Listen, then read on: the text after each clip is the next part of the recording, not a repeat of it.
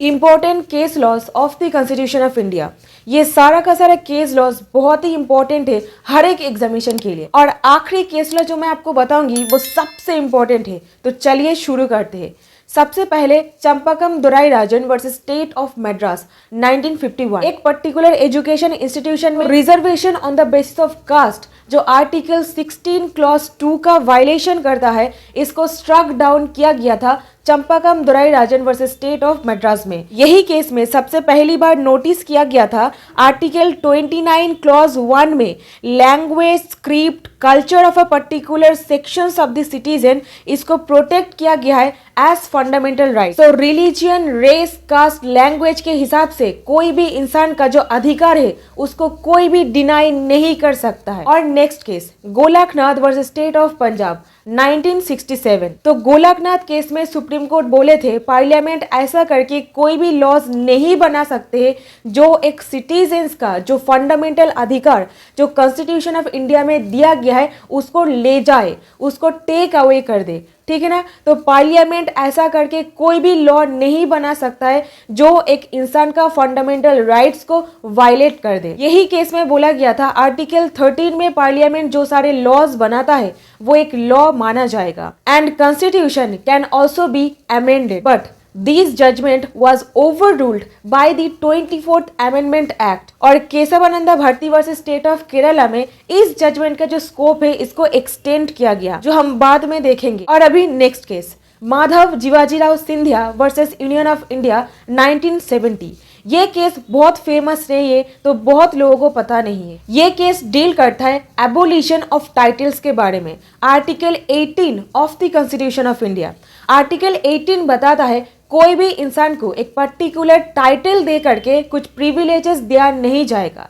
तो abolition of title के ऊपर ये एक बहुत ही फेमस केस है। और अभी सबसे famous case Kesavananda Bharati versus state of Kerala 1973। ये केस में इंडियन हिस्ट्री में सबसे पहला जजेस बेंच, वो 13 जजेस बेंच कंप्राइज किया गया था।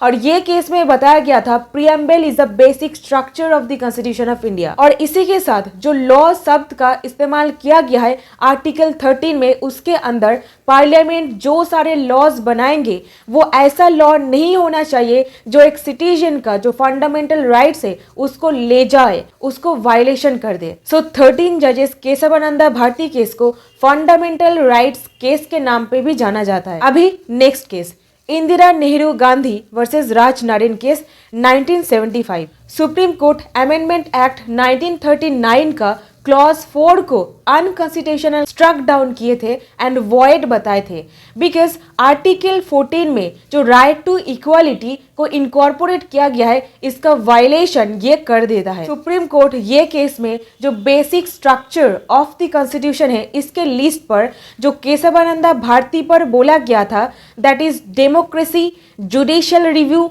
एंड रूल ऑफ लॉ, इसको basic structure of the constitution के हिसाब से इनकॉर्पोरेट किए थे। फर्दर जो रीट जुरिस्डिक्शन है आर्टिकल 32 जिसके तहत हम लोग सुप्रीम कोर्ट में जा करके रीट पिटिशन फाइल कर सकते हैं, उसको यहाँ पर basic features of the constitution of India के तौर पर स्वीकृति दिया गया था। और आखिरी केस वो है सबसे important case that is DM Jabalpur versus S Shukla 1976। 1976 सुनकर के कुछ याद आया? National emergency. ये पर्टिकुलर केस बहुत लोग नहीं जानते हैं बट आपको जानना चाहिए, तो थोड़ा सा जान लीजिए। जो सारे फंडामेंटल्स अधिकार हम लोगों को दिया गया है उसको एनफोर्स करने के लिए, मतलब लागू करने के लिए हम लोग कोर्ट में मूव कर सकते हैं। और ये अधिकार जो नेशनल इमरजेंसी वगैरह होगा वहां पर सस्पेंड किया जाएगा। मतलब नेशनल इमरजेंसी के टाइम पर जो सारे फंडामेंटल राइट्स होता है उसको टेम्पोररीली सस्पेंड किया जाता है और आप इसको लागू करने के लिए कोर्ट में जा करके केस फाइल नहीं कर सकते हैं। और इसको इनकॉर्पोरेट किया गया था article 14, 21 and 22, but later on article 21, 22 को अमेंड किया गया एंड बोला गया था इवन नेशनल इमरजेंसी भी जब डिक्लेयर किया गया है, ये दो आर्टिकल में जो फंडामेंटल अधिकार आपको दिया गया है उसको वायलेशन नहीं किया जा सकता। आई होप आपको समझ में आया है क्यों ये सारे केसेस एक बहुत ही इंपॉर्टेंट रोल प्ले करता है हर एक सिटीजन्स के लिए या फिर हर एक लॉ स्टूडेंट्स के लिए, उनके लिए जानना ये मैंडेटरी होता है। स्टैट्यूट में, बेयर एक्ट में लॉ तो रहेंगे, लॉ को जानने से ज्यादा इंपॉर्टेंट है लॉ को कैसे लागू किया जाता है, कौन सा सिचुएशन में उसको एप्लीकेबल किया जाता है। तो लॉ को कैसे इंटरप्रेट करना है ये केस लॉ में ही आपको पता चलता है। सो आई होप आपको ये वीडियो पसंद आया है, कुछ वैल्यू मिला है। अगर मिला है तो ये वीडियो को दोस्तों के साथ शेयर कीजिए और एक लाइक कीजिए। मिलती हूँ आपके साथ नेक्स्ट वीडियो में, इस वीडियो का पार्ट 2 लेकर के।